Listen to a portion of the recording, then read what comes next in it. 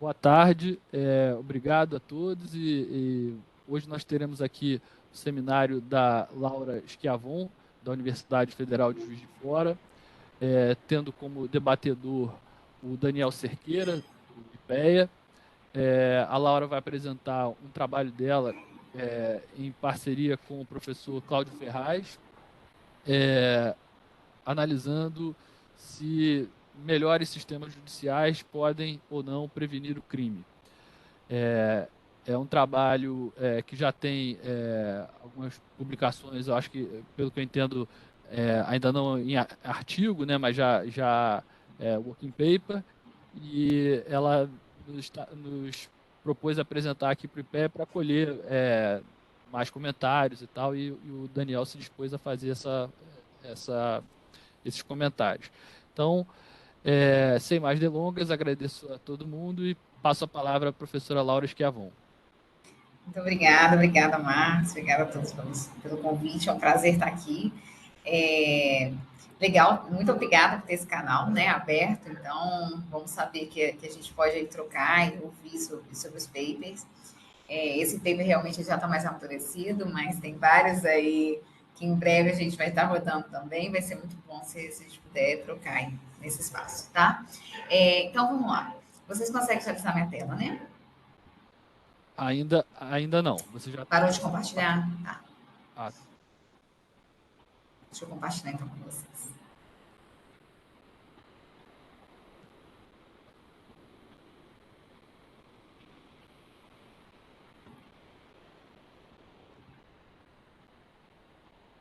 Agora sim? agora sim.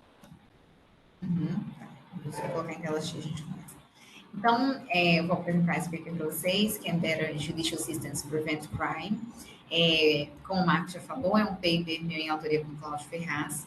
E nesse paper, a gente, de fato, tem que entender qual o impacto, né, no Brasil, de melhorias na capacidade de atendimento à demanda da justiça sobre crimes violentos, tá, em especial. Então, vamos lá. Por que a gente está interessado, né? A gente não precisa motivar muito crime no Brasil. O Daniel também está aí falando muito sobre isso, sobre essa agenda. Homicídio uma das principais causas de morte no mundo, tá? É a principal causa de morte de adultos de 15 a 29 anos no Brasil. E, assim, a taxa de homicídios no Brasil é realmente muito alta, mesmo comparada a outros países com alto índice de violência, tá? Tem uma estatística que é muito citada, que é que a gente tem 3% da população mundial e, apesar disso, 20% dos homicídios mundiais ocorrem no Brasil, tá? Então, de fato, a gente tem um país muito violento e essa violência ela não é explicada só por uma questão socioeconômica, tá? Então, a gente realmente precisa trabalhar nossas instituições para melhorar, para resolver, né, lidar com a questão da violência. E um dos grandes fatores, todos sabemos, é que a gente tem o que a gente chama de judicial capacity, né? Não tem um termo super usado em português. A gente tem baixa judicial capacity. O que seria isso? Essa capacidade de atendimento da justiça à demanda, né? Então, a gente tem muitos gargalos na justiça e tudo mais. E aí, esses dados são de 2011, esse número varia, mas em 2011 a gente estimava que cerca de 8% dos nossos casos de homicídios eram solucionados. Né? Hoje a gente ouve coisas em torno de 8, 20, 30% seria uma métrica, que isso é mais, a gente tem essas métricas mais por estado, tem estados que a gente não tem nenhuma métrica. Então, essa métrica é a mais próxima, mais otimista que a gente chega, que a gente resolve 30% dos nossos casos de homicídio. Bom, Daniel talvez me corrija aí, Daniel, mas assim, é por aí, tá? Então, falar em 15, 20% é o mais realista. Tá? Então, de fato, os crimes fatais, né? Que em tese seriam crimes que a gente teria alta intenção de resolver, a gente não consegue resolver, tá? A gente não consegue solucionar, não consegue esclarecer o crime, não consegue entender quem foi o ator, etc. Tá? Então, vamos lá.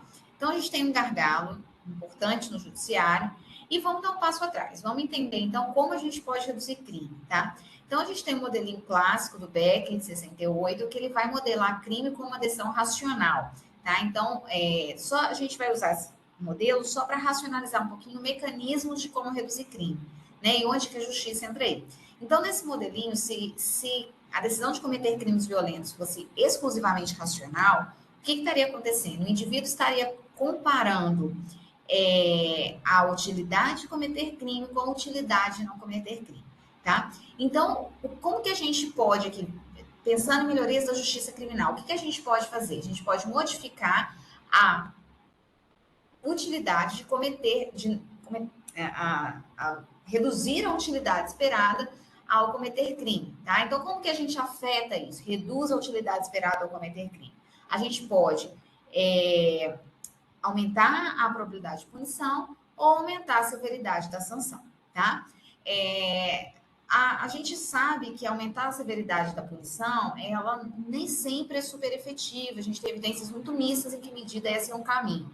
Mas a gente tem uma gama de evidências mostrando que aumentar a probabilidade de punição, ou seja, aumentar a efetividade da justiça criminal, polícia, Ministério Público, justiça, execução penal, sistema de execução penal, se a gente conseguir melhorar a probabilidade de punição, tá? De efetiva punição, claro, caso a caso, a gente provavelmente tem muitas evidências de que essas melhorias na probabilidade de punição, elas de fato geram uma redução nos níveis de crime, tá? E muito dessa literatura que olha como aumentar a probabilidade de punição, ela vai estar focada em estratégias de policiamento ou avaliando o impacto do encarceramento, tá? E aí a gente poderia entrar nessa literatura, mas enfim, seria um seminário de crime, né? O que a gente não tem? Qual é um grande gap nessa literatura? A gente não entende nem muito bem como melhorar a justiça, nem qual o impacto da justiça em crime. Tá? Então, a gente entende que justiça é importante por uma série de motivos, desenvolvimento socioeconômico, empresas, investimento, né? Essa discussão nessa literatura de instituições de desenvolvimento, o papel do poder judiciário está bem estabelecido, né? Mas a gente não entende, a gente sabe, obviamente, que um melhor poder judiciário é capaz de reduzir criminalidade, a gente não entende muito bem o quanto, né? Então, a gente não entende muito bem em que medida um aumento da capacidade da demanda do Poder Judiciário, da Justiça, vai, de fato, reduzir a violência ou vai ter somente os outros benefícios, né? A gente quer entender isso, tá? E, de fato, essa literatura é muito, muito, muito escassa, tá? A gente praticamente não tem papers avaliando o impacto de melhorias da justiça em crimes, tá? A gente tem alguns papers, né, que estão tentando fazer isso. E aí, uma outra agenda que eu não vou entrar aqui, mas é minha agenda me propagandeando aí, é a avaliação de impacto de estratégias para melhorar a justiça. Então, como melhorar a justiça, né? O que a justiça faz, o que é feito no Poder Judiciário que aumenta a diversidade do Poder Judiciário, aumenta a performance, a produtividade do Poder Judiciário. Isso é toda uma agenda de pesquisa, mas não é isso que eu vou entrar agora, tá? Então, o que eu estou entrando agora? Esse paper a gente está tentando entender como e por quê, através de quais mecanismos uma melhoria na capacidade de atendimento à demanda do Poder Judiciário vai reduzir homicídios, tá? Então, contribuindo para essa lógica, pensando que uma melhoria na capacidade do Poder Judiciário de atender a demanda, né, uma métrica dessa seria a performance do Poder Judiciário, ou uma performance das varas judiciais, uma melhoria na melhores judicial systems, eles vão alterar a probabilidade de punição. E aí eles vão afetar crime, tanto ao gerar incapacitação, né, aumentar a probabilidade de prisão das pessoas que cometeram crime e que poderiam vir a reincidir, né, como também pode reduzir crime através do mecanismo de dissuasão, né, uma vez que as pessoas entendem que a justiça ela é mais efetiva, elas desistem de cometer crime, tá? Então, no slide eu dei uma passada super rápida aqui na literatura, tá? Só para a gente entender onde que a gente está contribuindo para essa grande questão que é como reduzir crime, tá? Então, o que a gente faz? Nesse paper, a gente olha, como eu já disse, para o efeito de um aumento em judicial capacity, ou seja, na capacidade da justiça em atender a demanda, em atender com qualidade a demanda. Perdão. A gente, então, trabalha com isso e vê o impacto de aumento no judicial capacity em crimes violentos, tá? Quais são as dificuldades técnicas, metodológicas de fazer isso? E por que tem tão poucos papers respondendo esse gênero de perguntas, tá? Primeiro, a gente tem um problema aí de simultaneidade, né? Não só melhor uma justiça, mais judicial capacity, vai afetar crime, como crime também é um potencial determinante de judicial capacity. Tá? Então, imagina uma comarca, por exemplo, tenha altas taxas de criminalidade. Isso daí pode gerar uma alta demanda no Poder Judiciário. Isso pode gerar varas judiciais com maior gargalo, com menor capacidade de atendimento à demanda, ou essa maior demanda pode pressionar por mais recursos e, no final das contas, a gente tem um efeito não muito claro sobre a judicial capacity nesses lugares. Então, esse problema da simultaneidade dificulta a gente entender, numa simples análise de correlação, qual é a relação entre crime e judicial capacity, porque os dois se afetam, tá? Depois eu vou falar como é que a gente lida com esses problemas. Um segundo problema é que tanto o crime como legal capacity, né, ou a performance no Poder Judiciário, tem alguns determinantes em comum. Vamos supor, renda local, né? Então, a gente sabe que localidades mais ricas vão ter maior...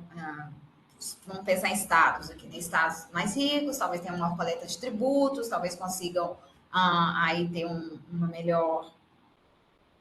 investir mais no Poder Judiciário, e, obviamente, crime está super relacionado com renda.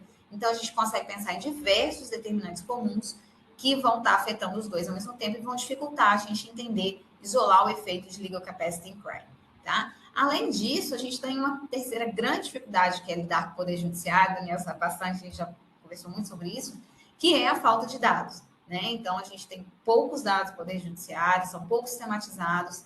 Agora o CNJ está vindo trazendo dados e informações novos, a gente está conseguindo pegar dados de processo. Agora a gente está começando a ter um pouco mais de informação sobre o Poder Judiciário no Brasil. Mas não só no Brasil, no mundo, né? Mas é difícil, né? Então a gente tem poucos dados, poucas informações. Até pouco tempo atrás a gente tinha pouquíssima informação sobre o Poder Judiciário. E como é que a gente lida com esses desafios? A gente soluciona da melhor forma possível, tá? Então o que a gente explora? A gente vai focar em São Paulo, no estado de São Paulo, que é o maior TJ, Tribunal de Justiça do Brasil, né? Por quê? Porque lá em São Paulo a gente consegue aplicar a técnica de um RDD, né? A gente consegue aplicar a técnica de modelinho de regressão descontínua. Por quê?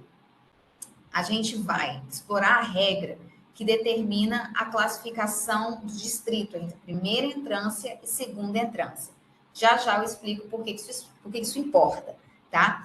Mas o fato é que existe uma regra descontínua, tá? Que, em termos do número de votantes, que vai fazer que vai determinar se uma comarca ela é primeira entrância ou segunda entrância. E aí, por que rapidamente, depois eu volto com mais detalhes, por que ser de primeira entrância ou segunda entrância importa, tá? Isso vai determinar algumas questões institucionais, e então a gente vai ver que as comarcas de segunda entrância, muito próximas, muito similares a comarcas de primeira entrância, têm uma diferença muito grande em termos de produtividade.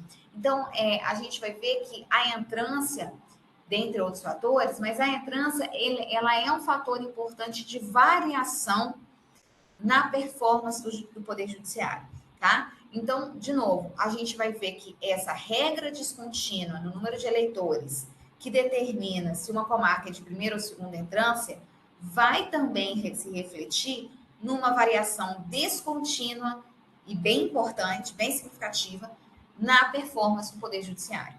Tá? Eu vou mostrar isso para vocês, vou explicar o porquê, mas o ponto que que é importante aqui em termos de identificação para a gente ter em mente é que a gente vai explorar uma regra descontínua que gera uma variação descontínua na performance do Poder Judiciário, tá? Então, a gente vai ser capaz de comparar comarcas muito parecidas em diversos quesitos, eu vou mostrar isso para vocês, exceto na performance do Poder Judiciário. E a gente vai ver o que acontece quando comarcas muito similares têm performance muito distintas, o que acontece com crime e outras variáveis naquele município, tá?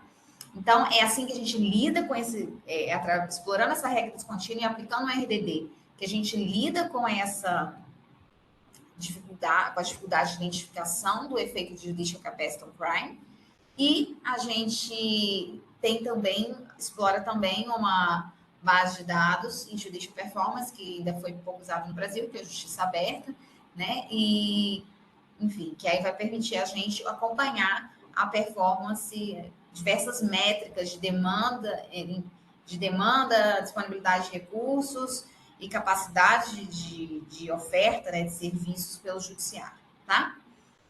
Então, em linhas gerais, é isso. Vamos entrar agora de dar uma lupa agora para a gente entender essa questão da organização do judiciário. Rapidinho eu explico para vocês, não vamos entrar super detalhes na organização do judiciário. Vou focar aqui no que importa para a gente, tá? Então, de novo, a gente está focando no estado de São Paulo por conta da regra de classificação de entrância no estado de São Paulo, tá? O território do estado de São Paulo é dividido em comarcas. O que são comarcas? Vamos no mapinha aqui rapidinho. Comarcas são agrupamentos de município, tá? Então, uma comarca, ela pode ter um ou mais municípios. É uma unidade que ajuda de organização do poder judiciário, tá? Do MP e dos TJs, tá? Do Ministério Público e dos TJs do Estado. Então, o Estado de São Paulo ele tem as comarcas, algumas comarcas só tem um município, algumas comarcas têm mais de um município, sempre municípios vizinhos, tá? Que tem uma regra de determinação das comarcas que a gente não explora, mas ela existe, tá legal? E aí as comarcas, vocês veem aqui pelas cores, elas podem ser classificadas como comarca de nível inicial, intermediário ou final, tá? E aí o que vai mudar? Então vamos lá. A gente está interessado em comparar comarcas de primeira e segunda entrância, tá? E o que acontece? A terceira entrância a gente vai deixar de lado, porque a gente vai explorar a regra de classificação que determina se uma comarca de primeira ou segunda entrância. E qual que é essa regra? Então, vamos focar na regra, depois, de novo, eu volto no porquê que a entrância importa, tá? Então, a regra é, para uma comarca ser classificada como segunda entrância no estado de São Paulo, ela tem que ter pelo menos 50 mil eleitores, tá? Tem algumas outras regras que podem afetar aqui, tá? Mas a gente mostra no paper, que a regra de satisfazer esse critério de 50 mil eleitores é o critério que importa, é o critério pivotal, então, que a gente consegue determinar a classificação da entrância basicamente por essa regra, tá? Então, a gente se a comarca tem 50 mil eleitores ou mais, ela é de segunda entrância. Se ela tem 50 mil eleitores ou menos, ela é de primeira entrância, tá? E aí a gente explora essa regra descontínua para comparar primeira e segunda entrância.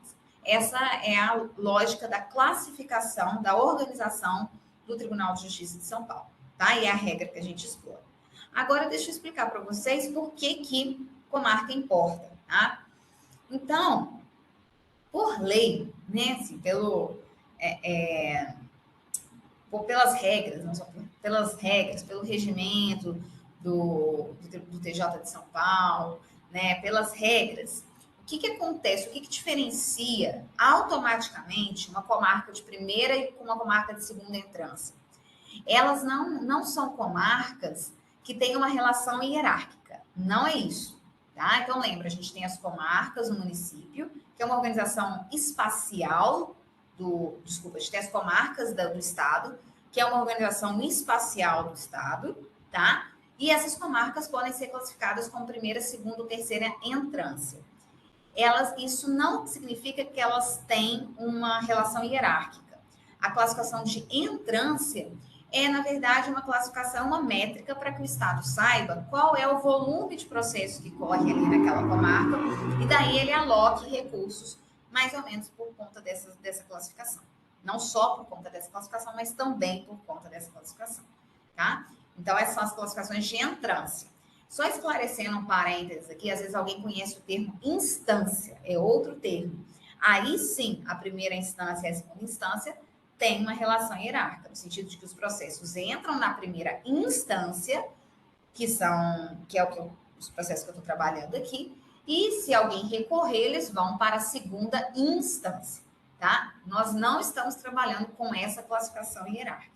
Então, não estamos trabalhando com instância. Nós estamos trabalhando com... Aí o português ajuda a gente nessa hora. A gente está trabalhando com entrância, tá? Que, de novo, são essas classificações das comarcas, de acordo, principalmente no estado de São Paulo, de acordo com a sua número de eleitores, seu número de eleitores, beleza? Então, o que acontece qual é a diferença entre as comarcas de primeira, segunda e terceira entrância, né?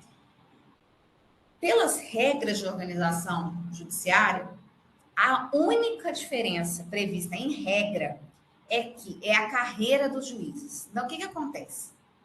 Quando um juiz ele entra no Poder Judiciário, a primeira promoção dele, a primeira vez que ele se torna titular, ele vai se tornar titular necessariamente numa comarca de primeira entrância, tá?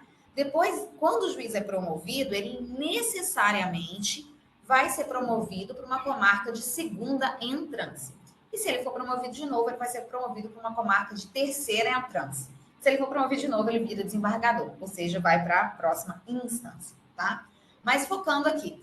Então, o que acontece? A única mudança automática que a gente tem em termos institucionais, a única diferenciação automática entre comarcas de primeira e segunda entrância, vão ser os juízes que vão estar lá, tá? Então, o que acontece? O juiz e os promotores, tá? Os promotores também seguem essa lógica.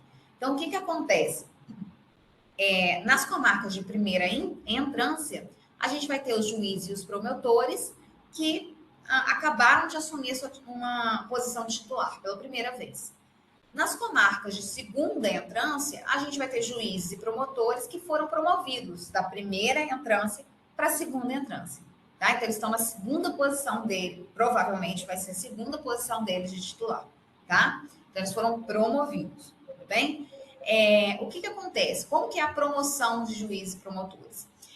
As promoções, elas são baseadas em mérito, em qualidade de decisões, número de decisões, uma série de fatores, ou experiência, tempo do juiz na comarca. Então, o que acontece? Quando você compara os juízes, a gente vai mostrar isso nos dados, tá? Quando você compara o perfil de juízes que estão na segunda entrância com o perfil de juízes e promotores que estão na primeira entrância, a gente vai ver que a segunda entrância tem juízes que a gente chama de melhores, tá? Então, a gente vai ver um salto na produtividade, um salto bem importante, de novo, na produtividade das comarcas e dos juízes, nas varas dos juízes na segunda entrância em relação à primeira, porque simplesmente na segunda entrância a gente tem juízes mais produtivos e mais experientes, tá? Então, essa é a lógica, tá? Eu vou mostrar que o juiz é o principal mecanismo, mas a gente vai testar se algo acontece no MP também, tá? Então, essa é a lógica. Então, o que muda? Por que essa regra descontínua está gerando para mim uma descontinuidade na performance entre comarcas similares de primeira e segunda entrância? Porque a gente são comarcas similares de primeira e segunda entrância que distinguem quando a produtividade, a performance dos juízes e, portanto, eles têm uma maior capacidade de atendimento à demanda, tá? E a gente vai ver os desdobramentos disso, como que isso vai afetar a crime. Tudo bem? Mas o institucional é isso.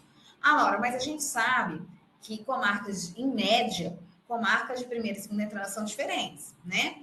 Porque geralmente comarcas de segunda entrância são maiores, têm uma população maior, tem maior número de processos e tudo mais. De fato, em média, elas são.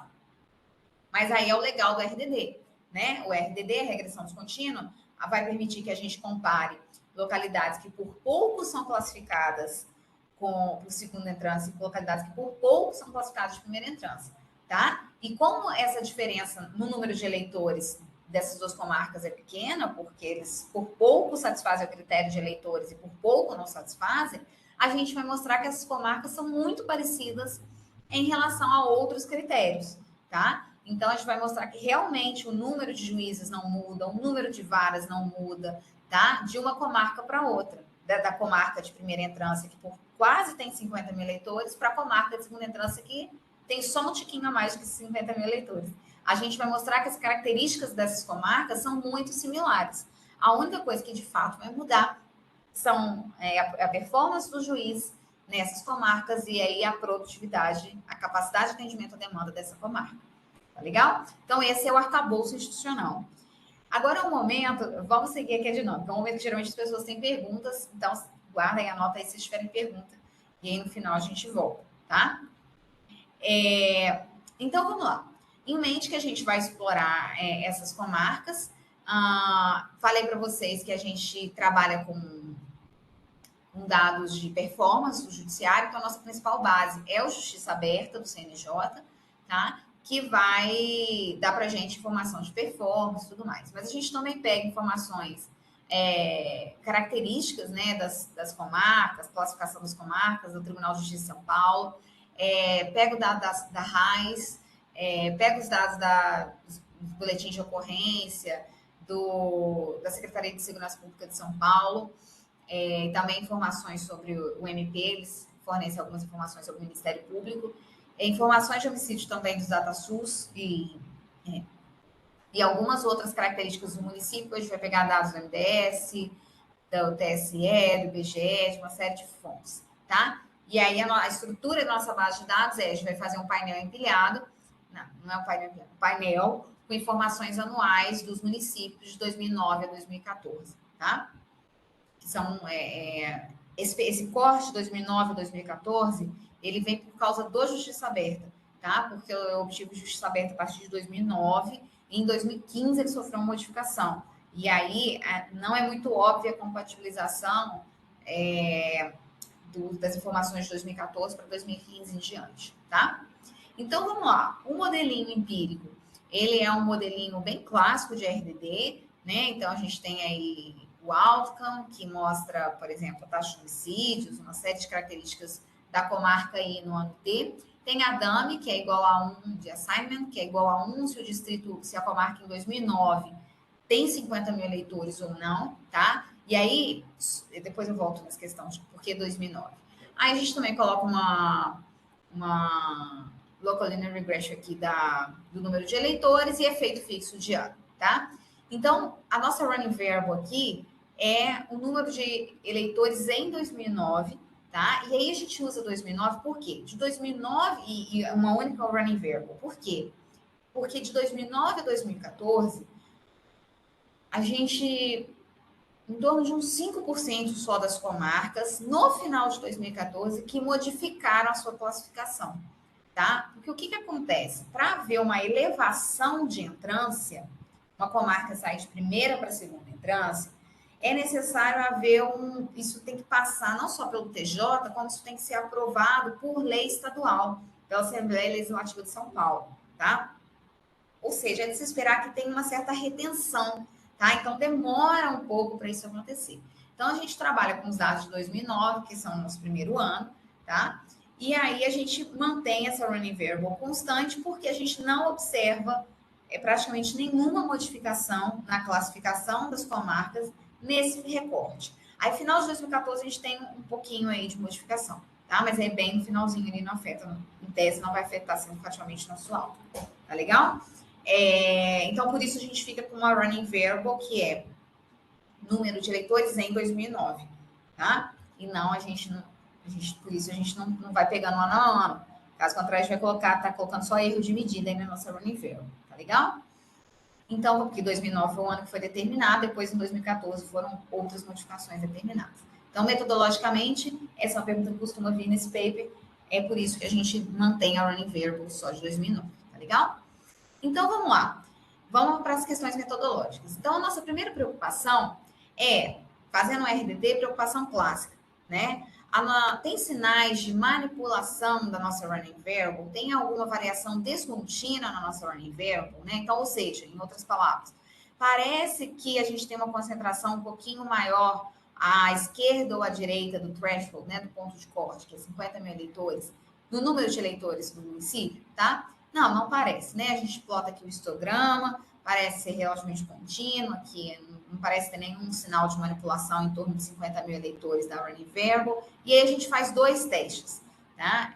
A gente faz o teste, não vou mostrar para vocês, mas no final depois eu mostro. A gente faz o teste McCurry, e aí que é um teste de descontinuidade da running variable, né? Da variável de eleitores no entorno do ponto de corte, que é 50 mil. Então, a gente faz o teste de McCurry, não encontramos evidências de descontinuidade na running variable, e a gente também faz o teste do Catania Jensen Image 2018, o Density Test, que faz uma pergunta similar, e a gente também não acha nenhuma evidência de descontinuidade na running variable, tá? Então, a primeira preocupação, que é se por algum motivo os municípios, as comarcas, o estado está manipulando a informação de população para conseguir, né, manipular a classificação do tratamento, né, ou desse ou de outros, né, enfim, se há alguma evidência de manipulação da Raniveron, a gente não acha nenhuma evidência, tá? Aí a gente tem uma segunda pergunta que é muito importante e frequente aqui na nossa, em RDD, né? Laura, você está falando o tempo inteiro que o legal do RDD é que você compara comarcas que por pouco satisfazem ou não satisfazem o critério de eleitores e com isso você garante a comparabilidade desses municípios, dessas comarcas, né? Então, você está falando que você tem áreas, comarcas que são muito parecidas em diferentes determinantes diferentes potenciais determinantes do crime, exceto na justiça. Então, você está falando que tudo é igual, exceto a produtividade da justiça e que todo o efeito que você vê de crime vem desse salto na produtividade da justiça. Então, eu preciso mostrar para vocês que, de fato, antes de ir para os resultados em si, eu preciso mostrar para vocês que, de fato, a gente observa que os municípios eles são muito parecidos, tá? Então, algumas variáveis a gente vai ter só para um ano, outras variáveis a gente vai ter para todos os anos. Mas, em linhas gerais, a gente mostra que o percentual da população jovem, o número de famílias beneficiárias do Bolsa Família pela população, todas essas variáveis a gente não encontra diferença entre as localidades que por pouco satisfazem o critério de entrância, de segunda entrância, e as comarcas que por pouco não satisfazem, tá? Então, as comarcas que têm um pouquinho mais de 50 mil eleitores e as comarcas que têm um pouquinho menos de 50 mil eleitores. Então, a gente está comparando esse grupo de comarcas que... Vamos lá. Então, a gente não vê diferença nessas comarcas em relação ao percentual da população jovem, número de famílias beneficiárias do Bolsa Família, percentual da população com mais de 15 anos no setor formal, renda domiciliar per capita, percentual da população em área urbana, percentual da população com mais de 8 anos que completou ensino médio. Nada disso a gente está vendo diferença, tá? A gente está mostrando que em diversas métricas os municípios são similares. E aí a gente consegue os dados de efetivo policial só para 2008 e 2009, e aí a gente testa se o efetivo policial da Polícia Civil, Polícia Militar e Polícia Municipal por 100 mil habitantes é diferente entre essas localidades. A gente também não encontra nenhuma evidência disso estar acontecendo, tá? Claro que por ter a gente só tem um ano, a gente tem um power aqui, né, statistical power baixo, ou seja, a gente tem poucos clusters, poucas observações, mas não tem nenhum indício, mesmo olhando para os coeficientes e tal, de um salto, né? Não parece ter nenhum grande salto aqui, né? Os coeficientes são pequenos e eles são, a maioria negativos, tá? Não parece ser uma grande questão.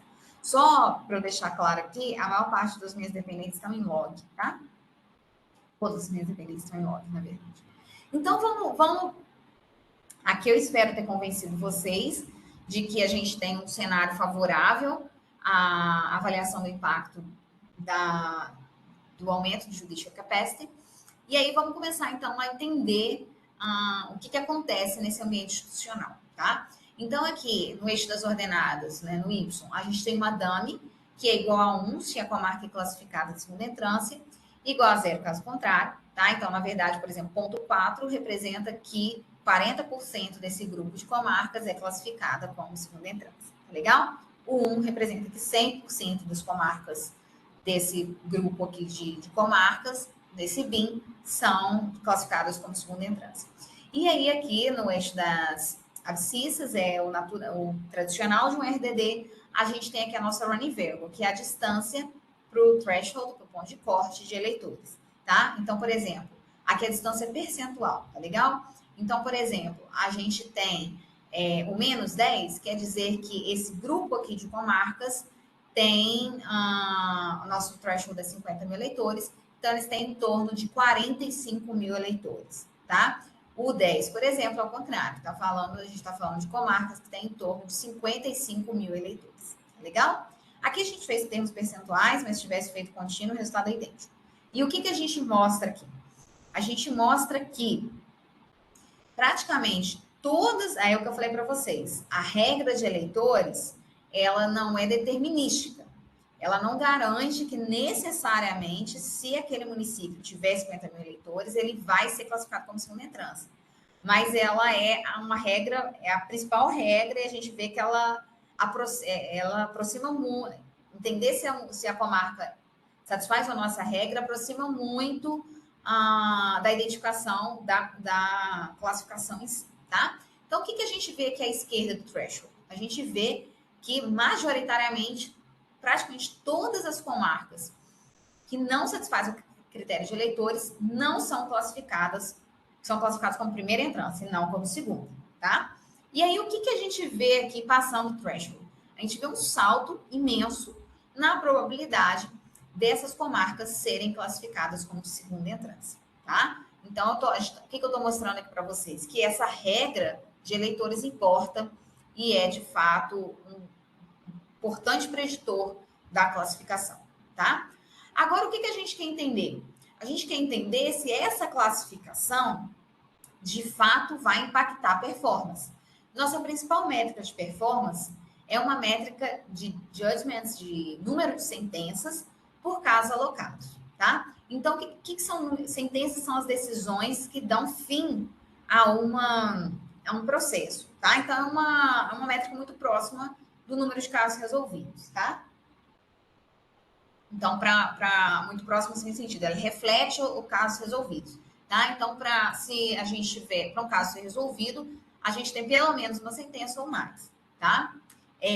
Casos resolvidos com resolução de mérito. Eu só olho para esses casos. Os casos que foram, por exemplo, encerrados porque eles não têm resolução de mérito, né? Por algum motivo não tem prova suficiente, algo assim, eu excluí para que a gente pegasse realmente os casos que teriam potencialmente mais impacto aí na questão da criminalidade, excluir, enfim, possíveis estratégias de manipulação, né, da performance, do número de casos resolvidos, tá? Então, a gente está focando só em casos resolvidos com resolução de mérito. E aí, nossa principal métrica, de novo, de performance, é o número de sentenças por caso alocados. E aí, depois eu dou magnitude para vocês, mas eu já adianto que, basicamente, no entorno do threshold, a gente vê que o número de sentenças por caso alocados mais do que dobra, tá? Então, o aumento é realmente muito grande. Esse boom institucional aí que a gente tem, comparando, né, comparando com marcas de primeira para segunda entrância, de fato impactam significativamente na capacidade dessas varas de atender a demanda ali na segunda entrância, tá? E bom, então eu estou dando aqui o overview, depois a gente vai para as tabelas, tá? E bom, e o que acontece com a taxa de homicídios, que é a nossa principal métrica de crimes violentos? Cai significativamente, tá? Cai em torno de 60%, tá? E aí depois a gente vai entrar no porquê. Mas eu já adianto para vocês que parte dos mecanismos que explicam isso é que a gente aumenta significativamente o número de prisão com mandado judicial, tá? Então a gente consegue, de fato, trabalhar quando a gente aumenta a performance do Poder Judiciário, a gente consegue trabalhar naquela métrica que eu falei no início, que é o número de casos resolvidos, inclusive, eu não tenho essa métrica em si, mas a gente tem uma proxy, né, que são o número de prisões com mandado judicial, tá? Eu vou discutir isso mais para frente e vai ficar mais claro. Mas esse é um dos principais mecanismos que a gente consegue ver no dado. Mas, claro, podem ter outros mecanismos, né? A gente pode ter juízes melhores, que embasam mais suas decisões, né? Enfim, tem uma série de questões aí que pode estar acontecendo que a gente não é capaz de observar nos dados. Então, vamos lá. Então, o que a gente encontra? A gente encontra que cruzar o threshold aumenta em torno de 73% a probabilidade de uma comarca ser classificada como segunda entrância. Isso mais do que dobra, como eu disse para vocês, está em log, tá? Então, isso mais do que dobra o número de casos resolvidos por casos alocados. Isso reduz em torno de 60% a taxa de homicídios, tá? A gente olha também o que acontece com outros crimes violentos. E aí a gente encontra evidências sugestivas de redução na tentativa de assassinato e na tentativa de sequestro. A gente não vê nenhuma variação significativa na taxa de estupro, tá? E aí, bom, a pergunta é, por que isso acontece, né? Então, a gente tem duas perguntas. Por que isso acontece e o que acontece nesse percurso do processo? Então, o que acontece com a polícia? O que acontece com... A gente vai fazer um case flow análise, né? Então, a gente vai ver o que acontece com a polícia, o que acontece com o IP, o que acontece, no final das contas, com a justiça, tá? Então, o que a gente acha? Basicamente, então, esse ganho na capacidade de resolver casos ele vai aumentar em torno aí de, deixa eu ver quanto que isso aqui significa, aí mais do que 50%, né? Vai aumentar em mais do que 50% o número de pessoas presas com mandado judicial, tá? Então, é aquela pessoa que foi presa, já não está mais presa numa condição temporária, aguardando julgamento. Ela teve o caso dela analisado por um juiz e o juiz sentenciou ali que, de fato, a pessoa deveria ser presa, tá? Então, a gente tem um aumento bem importante no número de pessoas presas com mandado judicial. E isso vem, de fato, da capacidade do judiciário de decidir, de solucionar casos. Que quando a gente olha para a coluna 2 e olha o número de pessoas presas sem mandado judicial, a gente não vê nenhum efeito significativo, tá? Então, não parece que está tendo uma reação da polícia, uma melhoria da justiça e tudo mais, prendendo mais as pessoas. A gente não tem indícios de que isso está acontecendo, tá? A gente faz outras análises também de métricas de esforço policial, de performance, né, da polícia, e a gente não vê isso acontecendo, tá? Então, de fato, parece que o número de pessoas presas com mandado judicial está aumentando realmente por esse movimento de melhoria da justiça, tá? E não porque tem mais pessoas cometendo crimes ou porque a polícia está, de fato, sendo mais incisiva ali nas prisões, tá? E aí a gente vai se perguntar também o que acontece se, eventualmente, tudo bem, a gente olha para a polícia na coluna 2 e olha para a polícia na coluna 3, olhando se a polícia abre mais inquéritos por BOs violentos, tá? E a gente não acha nenhum saldo, nenhuma variação significativa no número de inquéritos por BOs violentos, que seria também outra métrica dessa capacidade de atendimento à demanda da polícia. E a gente não acha nenhum indício de que há um aumento na capacidade de atendimento à demanda do MP, do Ministério Público. Então, quando a gente olha o número de casos alocados por inquéritos policiais, a gente não vê nenhum salto nessa métrica, que é a única métrica de performance do MP que a gente conseguiu. Tá? O MP é mais difícil de conseguir dado, não consegui outra métrica. Mas por essa métrica, a gente não tem nenhuma evidência de que esse efeito da seleção, né, de melhores burocratas na segunda entrância está vindo de fato, está vindo do MP. Só que, de novo, aí a gente tem que ser cauteloso, a gente não pode garantir que nada está acontecendo no MP, tá? A gente não tem indícios, a gente não tem indícios de que isso de fato está acontecendo. Mas talvez por outras métricas a gente consiga ver que sim, o MP está esse sistema de promoção de promotores, que também coincide em São Paulo com as entrâncias, também está gerando uma melhoria no MP. Isso pode estar acontecendo também, tá? A gente só não pode garantir que esse é o mecanismo, tá? Então, por essa métrica, a gente não acha que esse é o mecanismo. Então, parece que realmente o que a gente está vendo de melhora está vindo no número de pessoas sendo parte da explicação desse movimento da redução do crime, esse aumento no número de pessoas presas com mandado judicial. Claro que a gente também não pode excluir que outras coisas possam estar acontecendo no Tribunal de Justiça, na Justiça em si, tá? Então, a gente, como eu já disse, pode ser que não só o Poder Judiciário esteja prendendo mais pessoas com mandado, mas como talvez esteja prendendo pessoas mais estratégicas, tá? Pessoas com maior probabilidade de reincidência, pessoas que são, de alguma forma, são líderes, têm alguma liderança ali no processo, né, na estrutura, na dinâmica criminal local, tá? Isso aí a gente teria, para fazer essa análise, a gente teria que olhar, fazer uma análise mais qual, olhar caso a caso, seria outro tipo de dado, outro tipo de análise, tá? Então, a gente sabe que um dos mecanismos é o aumento do número de pessoas com mandado de prisão. A gente não pode falar que esse é o único mecanismo. Esse certamente é um dos, tá? E aí fica a pergunta, né? Por que a gente tem, eu já adiantei isso no institucional, mas por que então que a gente tem esse aumento tão grande em judicial capacity no entorno do threshold, né?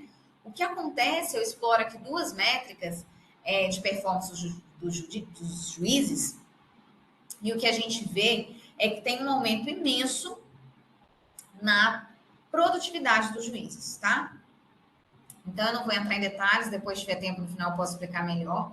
A gente estima um modelo de two-way fixed effect, desagrega os dados e estima o judge fixed effect, e aí a gente acha um salto importante significativo na métrica de Judge Fixed Effect, tá? Entre comarcas de primeira e segunda entrância, que seria uma métrica de performance dos juízes, e a gente calcula o número de sentenças por juízes, e a gente vê que o número de sentenças por juízes mais que dobra também, tá? Então, comparando essas localidades no entorno do threshold, né? Então, de fato, o caminho que está explicando a gente esse ganho de performance é a seleção de juízes mais produtivos, que acaba se refletindo no número de casos, de sentenças promulgadas, tá?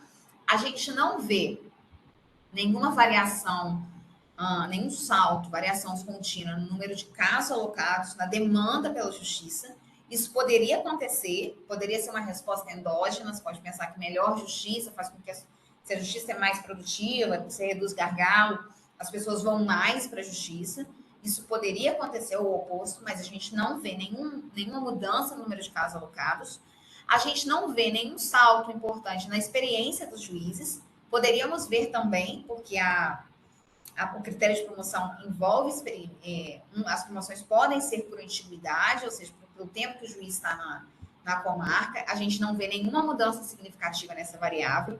E aí eu explico por quê. Em outro artigo, eu estou trabalhando com promoção e parece que os juízes, em média, as promoções por antiguidade são determinadas por diferenças muito marginais de experiência, tá? Então, assim, quando a gente vê um juiz sendo promovido, essa é uma das explicações possíveis para esse resultado.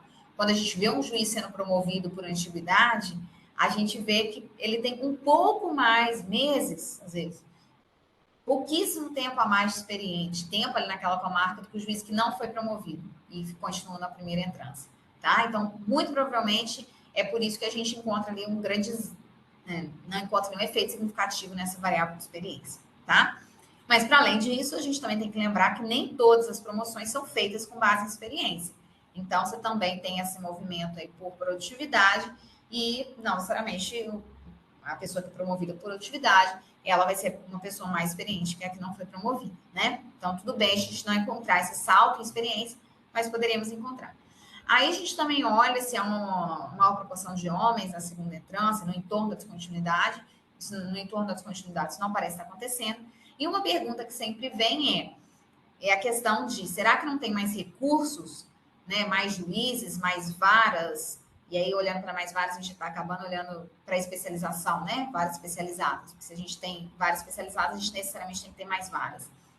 E a gente não acha nenhum efeito, nenhum salto no threshold de número de juízes e número de varas, tá? Então, poderia ser, mas não é uma diferença na disponibilidade de recursos que está explicando essa variação que a gente está vendo, tá? De novo, porque essa mudança, né, nos recursos disponíveis nas comarcas de primeira e segunda entrância, elas são mudanças que não são determinadas de maneira por regras, né? Elas são mudanças endógenas. E como são comarcas parecidas, em termos de demandas judiciárias, em termos de população, número de eleitores, a gente não. Isso é razoável é razoável esperar que a gente, de fato, não vá ver essa mudança descontínua no número de juízes e vagas, tá? Então, resumindo aí bastante, esse paper é um paper que me anima muito, ele já está bem amadurecido, mas é um paper que eu gosto muito e é legal, assim, ter esse canal de paper para divulgar esse paper, porque ele está oferecendo estratégias para a gente reduzir efetivamente a violência, alternativas ao policiamento. Claro que o policiamento é importante, a gente tem várias evidências do impacto do policiamento, mas a gente também o que a gente está mostrando é que é muito efetivo aprimorar o sistema judiciário, tá? Então, o investimento em judicial capacity, de fato, é interessante por uma série de fatores, inclusive para reduzir crime, tá? E aí entra em toda a nossa agenda de como reduzir, como melhorar o judiciário, tá? Bom, é isso, eu agradeço e agora eu vou abrir para dúvidas, que eu acho que vai ser mais interessante. Muito obrigada. Obrigado, Laura. ótima apresentação. Daniel, se puder já ligar o vídeo, a gente passar a palavra. Vou passar para o Daniel para fazer os seus comentários.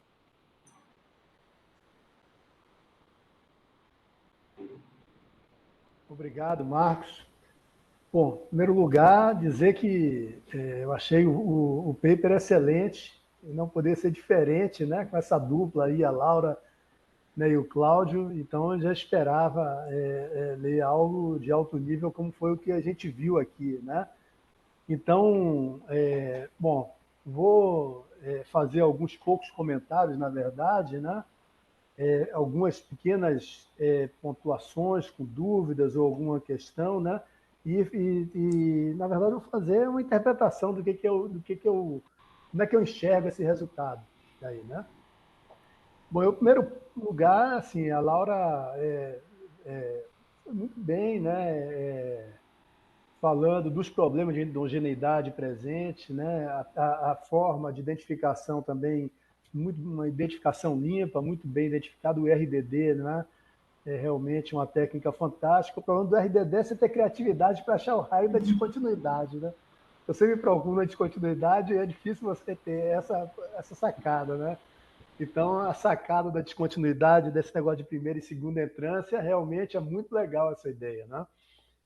Então, eu acho que o paper está de parabéns. Eu tenho algumas pequenas dúvidas, como eu falei, né? E também algumas pequenas observações, né? Bom, uma primeira observação, Laura, é que ali já quando você está falando da motivação, aí se apresenta aquele dado de 8% dos crimes resolvidos, né? Lá de trás, isso na verdade era uma lenda urbana que eu também falei muito por aí, né? Mas esse estudo, na verdade, a gente acha que o Luiz Eduardo Soares fez um estudo em 92 e todo mundo começou a falar de 8%, e na verdade a gente não sabia muito bem que 8% era esse, né? Mas hoje a gente já tem estudos melhores que você pode botar aí na sua apresentação. O Instituto Sou da Paz tem feito cada ano, a partir de lá e de várias informações junto às polícias, né? Tem dados muito melhores sobre isso, né? Então, nem todos os estados eles enviam dados, se tem esse conhecimento dessa estatística, mas pelo menos para uns, vamos botar assim, uns 14, 12, 14 estados existe isso, e mais ou menos, se não me falha a memória, varia muito, mas eu chutaria aqui algo a média de 40%, né? O que é baixo ainda, né? Mas vale a pena você pegar esses estudos para você poder citar, e lá são, inclusive, porque você tem várias definições de crimes solucionados, né? Se foi a polícia indicou, mas é muito ruim isso aí, porque a polícia simplesmente pode indicar alguém para dizer que resolveu o caso, mas não instruiu o inquérito de forma correta, ou muitas vezes botou ali um chamado boi de piranha para dizer que eles resolveram, né? Então, a forma melhor é se o processo foi aceito, se o inquérito foi aceito pelo Ministério Público, que é o indicador que eles usam lá, né? Mas é apenas um detalhe, né? Uma dúvida que eu fiquei, você terminou falando aqui, né, sobre esse ponto, mas eu tinha na minha cabeça, e eu não, obviamente, na área de direito e tal, mas eu tinha na minha cabeça que a diferença da primeira para a segunda entrância tinha a ver também com a especialização das varas, que a primeira entrância, desculpe, era uma coisa mais uma clínica geral, que o cara resolvia de tudo, né? E aí, quando ia para a segunda entrância, aí começava a ter as varas especializadas, né? Eu entendi que no final você falou que não é tanto assim, aí eu queria que você me respondesse isso, porque na verdade eu tinha essa visão, e se isso, ou pelo menos em parte do que eu estou falando, for verdade, né? Então, na verdade, a produtividade tem a ver com especialização do trabalho, né? E também não só a produtividade de resolver, mas resolver de forma bem resolvida com a especialização, porque uma coisa é o clínico geral, outra é o cara que conhece do assunto criminal, que trabalha com aquilo, né? Tem mais experiência. Então, só para depois você comentar um pouco sobre isso, né? Eu vi ali uma pequena diferença só entre o número de jovens, é tão pouca coisa, né? Que tem até alguma significância ali, mas acho que é 2,5%, se não me falha a memória, que eu não vou nem tocar nesse ponto, né? Porque se realmente o número de jovens, essa proporção fosse maior, aí eu já iria implicar um pouco mais, porque o número de jovens, proporção de jovens, ou percentual, não lembro como é que estava lá, é um dado importante, mas realmente parece que tem alguma significância, mas a diferença em termos econômicos, absoluta, era tão pequena que eu acho que não é o caso aqui, né? Quando a gente olha o mapa que você mostrou das comarcas de São Paulo, primeira, segunda entrância, a gente vê claramente ali no mapa que ela não é distribuída aleatoriamente no mapa de São Paulo, né? Você vê a primeira entrância mais no interior, nas bordas, né? E lá pelos centros de primeira, de segunda entrância, né? E aí eu gostaria de ver, ter visto, e eu acho que seria legal botar no paper, um mapa como aquele, só com as comarcas de primeira e segunda que entraram na proximidade da descontinuidade. Eu quero ver onde é que elas estão, porque ali naquele mapa a gente não sabe, né? Tem um monte de primeira e segunda, mas não os que estão na descontinuidade ali na quina, né? Então seria interessante ver onde é que estão essas aí, porque pode ter alguma coisa, pode ter, não estou dizendo que existe, mas pode ter alguma coisa que tenha a ver com uma questão regional. E talvez, se a gente não tem um modelo georreferenciado, né, de correlação espacial, talvez isso tenha a ver com alguma questão muito específica local ali. Talvez, eu acho que talvez isso não aconteça, né? Mas seria legal botar esse mapa para a gente ver, não, realmente, ou se de repente a gente pegar que ver que as que estão em primeira e segunda estão em lugares diferentes do mapa, né? Aí a gente começa a desconfiar que pode ter mais alguma coisa aí, alguma coisa meio confundidora que mesmo a descontinuidade não pegou, né? Mas eu acho que o mapa, uma coisa visual, já resolveria isso, né?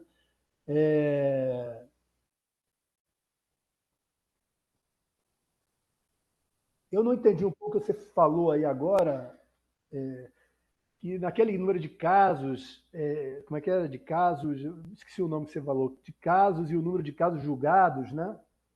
Aí você falou que tirou alguns da amostra porque não tinha evidência. Eu não entendi muito bem. Eu gostaria que você falasse um pouco mais sobre isso, né? Porque esse é sempre um ponto muito delicado nos papers, né? O que a gente tirou, né? Por que tirou? Né? Então tem que estar muito bem claro aí.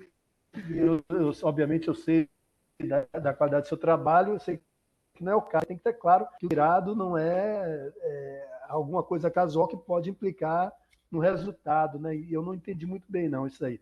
Mas, feitas essas pequenas e laterais observações, né? Eu fico pensando aqui nesse resultado, né? Um resultado forte que vocês chegam, né? E eu fico pensando no que a gente conhece de crime, né? Então a gente, sobretudo os economistas acreditam, nós acreditamos fielmente na racionalidade, nos incentivos, né? E baseado nessa ideia e também no velho Von Becker lá de trás, né? Que o efeito da prisão, né? Tem um efeito, a gente acredita na dissuasão, né? A gente acredita na dissuasão, na incapacitação, nesses efeitos que tem a ver da prisão, né? Dissuasão específica geral e a incapacitação do criminoso, pelo menos, que aqui no Brasil não é muito válida, porque mesmo dentro da cadeia ele está cometendo crime, né? Então, na verdade, a gente fica só com o efeito de dissuasão, né? E a gente sempre acreditou nisso, e acredita ainda, né? Mas as pesquisas que têm, ou pelo menos boa parte das pesquisas empíricas que têm sido feitas sobre aprisionamento, endurecimento de penas e crimes, não chega a resultado nenhum, né? A gente sempre fica tentando chegar que mais prisões, mais endurecimento de pena vai diminuir crime, porque vai gerar um efeito de dissuasão. Você fala um pouco sobre isso no começo, né? Mas a gente nunca conseguiu, né? Pelo menos de maneira, vamos dizer assim, olhando, fazendo pegando até resultados de revisões sistêmicas e tal, não chegam a resultados conclusivos sobre isso, né? E uma coisa que se descobriu, pelo menos no campo da segurança pública, né? O que poderia estar misturando ali, né? Primeiro, tem um ponto que a gente conta errado prisão. A gente conta prisão como se fosse tudo uma coisa homogênea, né? E prisão tem banana, tem abacaxi, tudo junto, né? Então, a prisão tem prisões que são qualificadas e prisões que não são qualificadas. A gente sabe que, no que se refere aos homicídios, existe uma lei de Pareto nos territórios. Quando você tem muito homicídio no território, é um cara matando ali, um, dois caras matando, e que quando a polícia identifica e tira esse cara do território, prende esse sujeito, imediatamente a taxa de homicídio cai rapidamente, porque é ele que causava o terror ali, né? Então, existe isso. Só que o que a gente aprendeu também nas últimas décadas, sobretudo nos Estados Unidos, é que o criminoso ele não responde essa dissuasão, né? Que a gente, como economista, espera que ele vai entender que está funcionando a justiça. Então, agora, se eu cometer o crime, eu vou ser preso, vou ser identificado e preso, e, portanto, não vou cometer o crime porque o meu custo da prisão é muito alto, né? Na verdade, esse efeito basicamente não existe por quê? Porque o criminoso, tipicamente, ele se sente invisível aos olhos da lei, né? Então, o cara que tá na pista ali, né, cometendo crimes, muitas vezes ele acha que não vai ser pego. Eu acho que aqui no Brasil a gente poderia colocar um segundo componente, que é o seguinte, e eu estou falando isso, nós estamos falando para o caso americano, muitos caras que estão em gangues lá, né, ele sempre acha que é o esperto que não vai ser nunca identificado pela polícia, e acha que passa invisível aos olhos da polícia. Só que aqui no Brasil, além disso, tem um outro quesito. A polícia pode até ter identificado ele, mas às vezes você pode ter um sistema judicial tão ruim que amanhã ele está na rua de novo. E aí ele diz, pô, isso é brincadeira, né? Então, vamos voltar aí ao mercado, né? Então, acho que isso pode acontecer, né? Aqui no Brasil. Eu acho que eu enxergo assim que o resultado que você chega, né, está falando de comarcas que, de alguma maneira, seja porque tem um trabalho especializado ou não, os caras conseguem pegar esse cara e conseguem dizer o seguinte, sentenciar ele por homicídio, né? E se esse cara não volta à rua, então, imediatamente, por essa lei de 40, vai cair os homicídios, né? E como essa coisa de homicídio, esses homicidas contumazes, cai imediatamente. Até você repor o homicida da área demora um tempo, né? Então talvez tenha esse efeito aí realmente, né? E eu acho interessante. Eu acho que é bem intuitivo isso, né? A gente imaginar que, pô, se você instruiu bem esses casos, você retirou esse homicida da rua e conseguiu sentenciá-lo, né? A gente vai ter resultado, né? Eu acho que a questão toda que a gente se envolve aí nessa discussão, sobretudo no campo da economia, há muitos anos, eu acho que tem questão de dados, tem questão de misturar bananas com laranjas, né? E você consegue você pega, por exemplo, homicídio, pega com essa estratégia de identificação que usa RDD, né, de uma forma muito limpa. Então, eu gostei muito do paper, achei legal, achei muito impactante o resultado. Eu não sei, depois você fala aí também a magnitude desse resultado, que eu não vi bem isso aí, mas eu achei bastante impactante, está de parabéns aí. Eu acho que é um paper que realmente vai ser muito badalado aí pela qualidade do trabalho. Bom, Laura, a palavra é sua para reagir. Vamos lá, me ajuda aí, Daniel, a lembrar. Eu acho que vou começar do final, porque talvez é o que está mais fresco. Sobre a questão da intensidade do efeito, eu estou com você, Daniel. A gente que está aqui no Brasil estudando justiça criminal, que a gente entende, e lembrando que a gente está aqui em municípios, se a gente está falando de municípios de 50 mil eleitores, são certamente comarcas com 50 mil, menos 50 mil eleitores, a gente está falando certamente de áreas com menos de 100 mil habitantes, tá? Então, de fato, é isso que você está falando, é a dinâmica ali dos municípios de pequeno porte e crime. A gente sabe aqui vivenciar no Brasil que essa dinâmica é uma dinâmica, de fato, que de algumas poucas pessoas liderando uma dinâmica de crimes violentos. Então, para a gente, realmente, é a magnitude do efeito. Então, o que a gente está falando? Que dobrar a produtividade do judiciário, ou seja, resolver 2 vezes o número de casos que você resolvia para cada alocado, tá, por ano, né? Está reduzindo em torno de 60% o crime, tá? Então, o crime, a gente está falando de homicídio, que é a nossa taxa principal. Então, entendendo essa dinâmica, de maneira meio anedótica, né? Essa dinâmica de crime, em especial em municípios de pequeno porte, é razoável você pensar nisso, que é o que você falou. A pessoa está ali reincidindo, ela é a pessoa que cometia homicídio ou que liderava uma equipe, tá? Então, se você consegue aumentar a produtividade, como você falou, talvez a gente pode supor que também a gente esteja captando o efeito de um aumento da qualidade, da capacidade de prender pessoas estratégicas, não é um efeito tão absurdo pensando na dinâmica do Brasil. Mas, de fato, e lembrando principalmente que a gente não resolve uma parte dos nossos casos, né?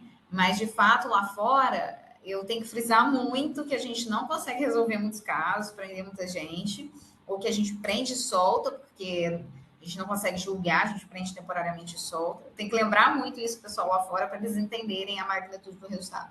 E no que eu coloco essa realidade, as pessoas falam, agora eu entendi, de fato, agora faz todo sentido a magnitude do efeito. Então, esse é um ponto que você falou. O segundo ponto é a questão da literatura de encarceramento. Aí estou indo de trás para frente, talvez. Da literatura de encarceramento. De fato, a gente é uma literatura que tem tendências mistas, né? Então, sobre o efeito encarceramento, a gente tem muitos papers mostrando o efeito criminogênico do encarceramento, como você falou, né? Mas tem muitos papers que mostram que, pelo menos, existe o efeito ali, o efeito dissuasão ele é mais complicado da gente medir, né? Das pessoas percebendo que a justiça naquele lugar está melhor e, portanto, elas estão alterando sua decisão de cometer crime. Isso, de fato, é muito mais indireto, difícil de falar que está existindo, as pessoas não observam tanto performance do judiciário e tudo mais. Mas o efeito de capacitação é muito forte, né? Então, a gente tem vários papers mostrando esse efeito de capacitação e, de fato, é o que você falou. Se a gente está conseguindo julgar um cara por homicídio, a gente está conseguindo gerar uma incapacitação por um tempo. E se esse cara for o responsável pela dinâmica de crimes naquele local, isso está em consonância com essa história, né? Então, reforçando esse ponto que você falou. E lembrando que a reincidência é muito alta, né? A Yara Gomes, o pessoal do PIMS, né, eles fizeram aquela análise da reincidência criminal, depois que o cara saiu da prisão. E eles estimaram coisa em torno de 24%, né, de reincidência após a saída da prisão. Tá? Então, pensa bem. Então, aquele cara que saiu. E o cara que não foi, né? Qual a chance de ele cometer um crime, não foi preso, ele cometer novamente um crime? Aí, por uma extrapolação totalmente anedótica, a gente suporia que seria 24% ou mais, né? Assim, eu estou extrapolando totalmente, tá? O resultado deles. Mas é razoável supor isso. Então, a reincidência, uma mesma pessoa cometendo diversos crimes, é uma realidade no Brasil. E, de fato, a incapacitação, pelo menos a incapacitação gerada aí por esse movimento por essa prisão com mandado, né? Que a pessoa está lá, está julgada e tal, de fato, pode estar explicando isso aí tudo, tá? Então, esse segundo ponto. Você falou da questão da especialização das varas, né? De fato, em geral, em média, comarcas de segunda entrância têm varas mais especializadas que comarcas de primeira entrância, mas isso é uma resposta endógena à demanda, tá? E aí, quando a gente mostra ali que para isso acontecer, você tem que ter mais varas, né? Porque se você tem numa comarca só uma vara, né? Que recebe todos os casos de competência geral. Se você abre uma criminal, então você já dobrou o número de varas, tá? Então, a especialização, ela seria sentida claramente nessa variável número de varas. E a gente não vê nenhum salto significativo no número de varas no entorno do threshold. Então, para esse grupo de comarcas que a gente está olhando, a gente não está vendo que a especialização é uma explicação para o aumento da performance, tá? Inclusive, eu tenho algumas variáveis muito ruidosas de tipo de vara e tal, com muito missing, eu não quis colocar que o resultado é muito ruim, mas também não encontro nenhum efeito, tá? Mas o resultado é muito ruim, por isso eu não quis. Mas eu consegui testar um pouquinho isso aí de outras formas. Você tem ou não tem vara criminal e tal, né? Mas como era muito zero, ficou uma regressão esquisita, que a maioria realmente não tinha vara especializada.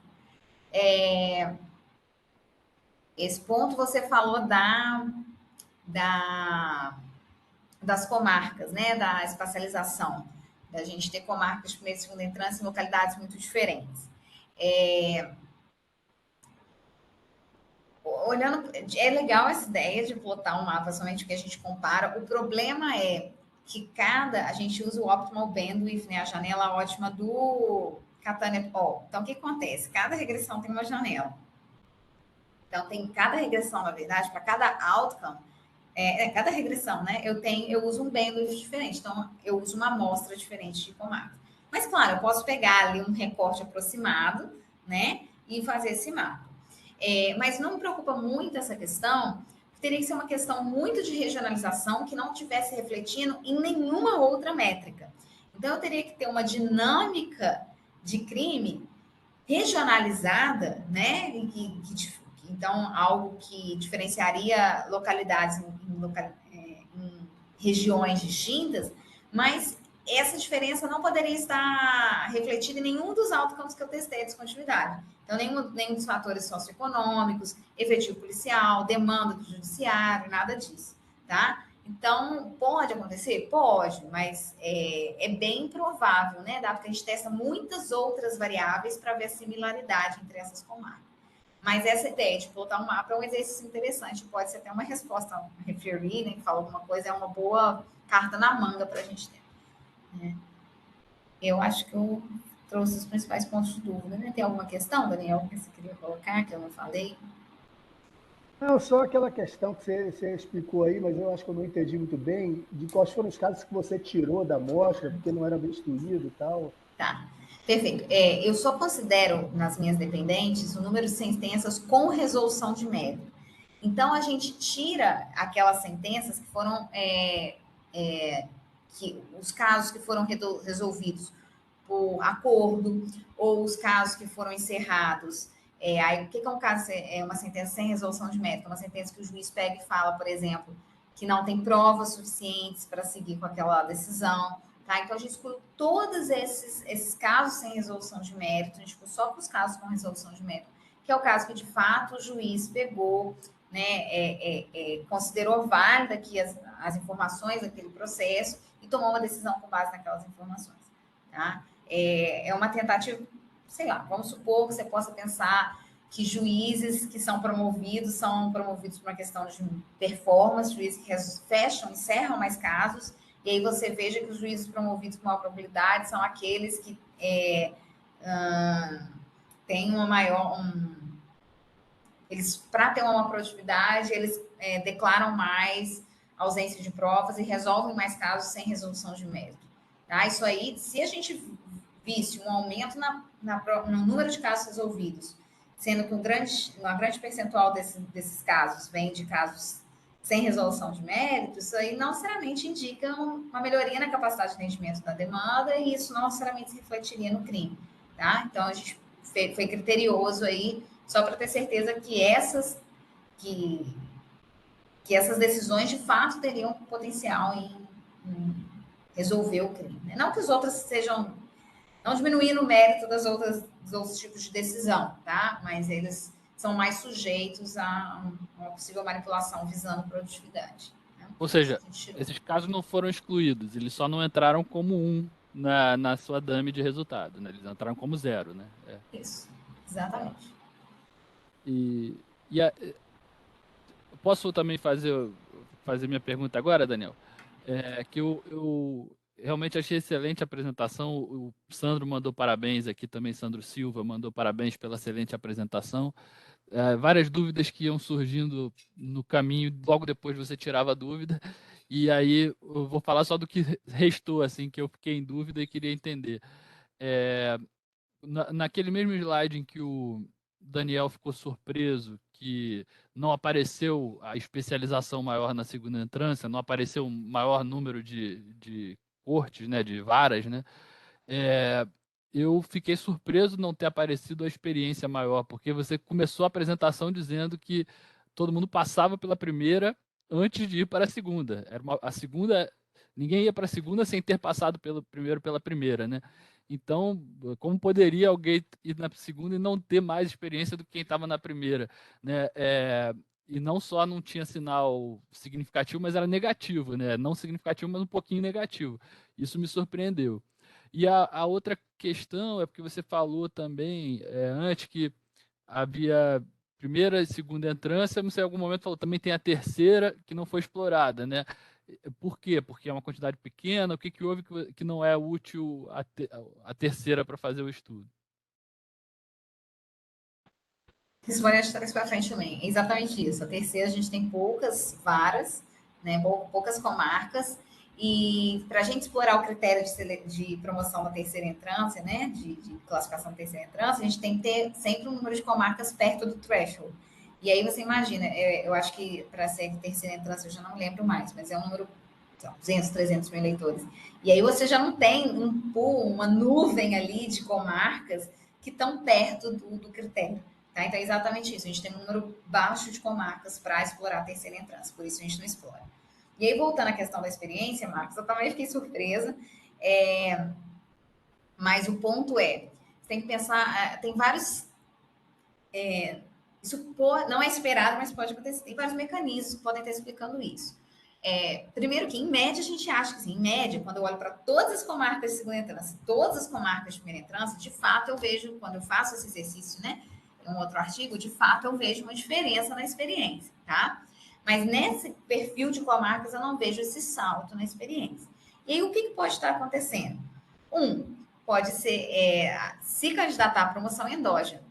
Então, você pode pensar que tem um pool ali de juízes experientes que estão bem ali naquela localidade, não querem mudar daquela localidade. Então, eles são juízes titulares da primeira entrância, fizeram família, sei lá, tá? E querem continuar sua vida ali. Então, esses juízes que não se candidataram à promoção, ou candidataram e não passaram também, eles vão estar aumentando a média de experiência ali na primeira entrância. Então, você pode pensar essa dinâmica endógena de experiência não estar sendo afetada.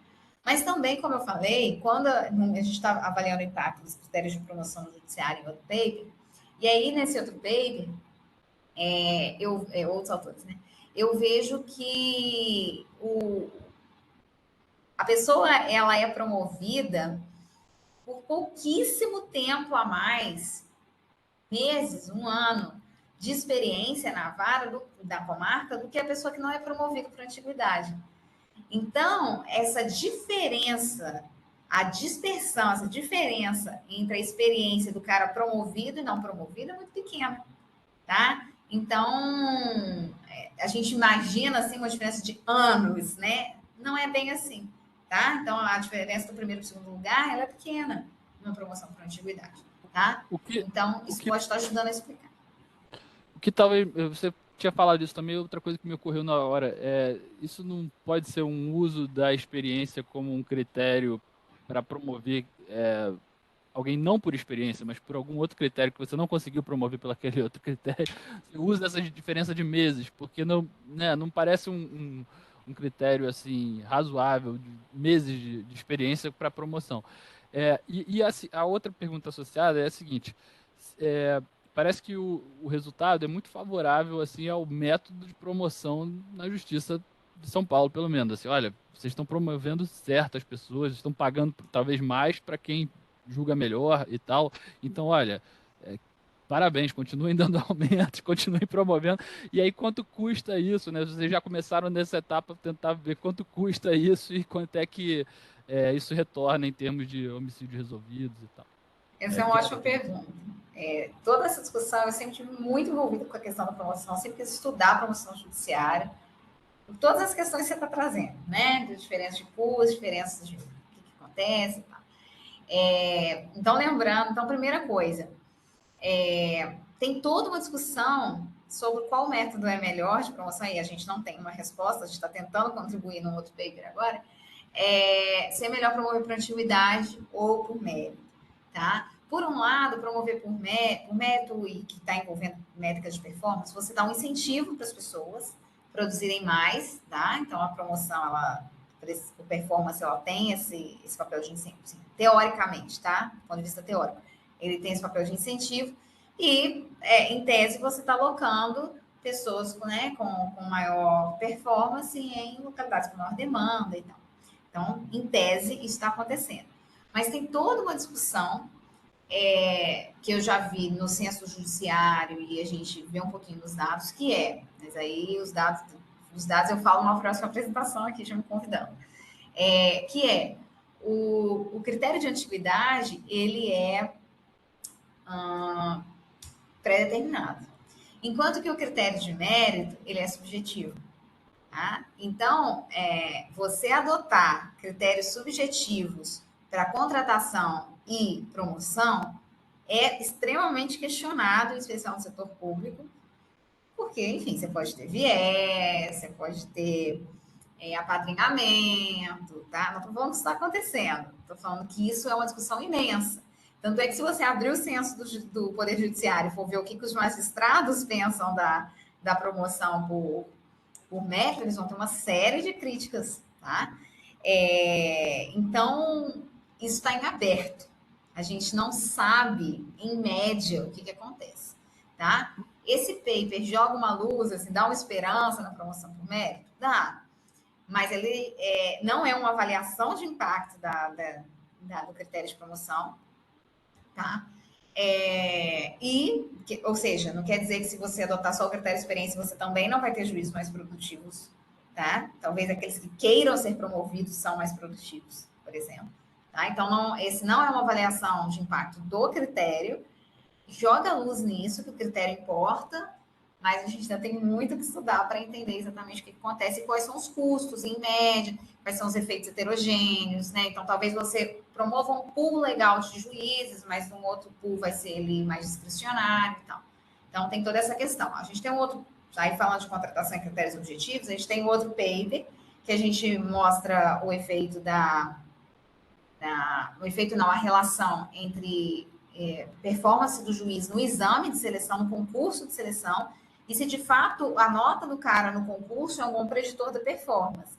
Aí a gente está usando uma medida completamente bem definida, né? Não discricionária. Tá? E a gente vê que o exame, a performance do juiz no exame, ele é um ótimo preditor, apesar que, claro, tem críticas ao exame, claro que o concurso pode melhorar, mas a performance do juiz no exame é um ótimo preditor da performance do juiz como atuante, né, no Poder Judiciário. E aí a gente faz uma série de análises para garantir a robustez dessa pergunta. Então, não é também a gente está... Enfim, tem formas aí não discricionárias, né, de gerar seleção e incentivos à promoção, que também podem ser adotados nesse caminho. É algo a se pensar, é uma coisa completamente em aberto em termos empíricos. Ótimo. Daniel, tem mais alguma questão, algum comentário? Não, era só que você falando agora, você trouxe indicadores que não são discricionários, né? Então tem forma de você medir a produtividade, né? Sem ser discricionário e também sem ser por atividade, né? Forma mais inteligente. Mas aí a questão, será que alguém está interessado nisso? Geralmente pessoas, sobretudo quem está sendo avaliado, tal, não quer, né? Geralmente é uma proteção corporativa contra essas coisas aí, né? Isso é muito complicado. É bem interessante sobre o censo do judiciário, que a gente vai vendo assim que tem uma quebra de expectativas ali. A gente acha que a gente vai entendendo um pouquinho o que as pessoas pensam. Não é óbvio, Daniel. A gente está aí numa questão. Não, mas é um tema legal, é um tema muito, muito interessante isso aí. É importantíssimo, né? Ainda mais quando a gente discutindo a importância da diversidade, viés no judiciário, importância da performance do judiciário, a gente precisa entender isso tudo. Promovendo aí meu baby. Não, e eu adorei que você falou que já se convidou. Para nós isso nós é um privilégio. Então convide-se sempre, porque se a gente não convida, é porque a gente não sabe que já está pronto, entendeu? O que a gente quer mais é E está convidar. gravado aqui, né? Ela não pode atuar mais, né? Exatamente. Então, Obrigada. muito obrigado, Laura. Quando tiver os próximos estudos aí também já prontos para mostrar, por favor, traga para a gente, porque os trabalhos são sempre ótimos. E obrigado, Daniel, pela colaboração, a quem acompanhou aqui a gente também, e até a próxima. Muito obrigado. Muito obrigada. Valeu. Pô, muito bom te ver, Laura. Legal. Valeu, Marcos. Legal, obrigada.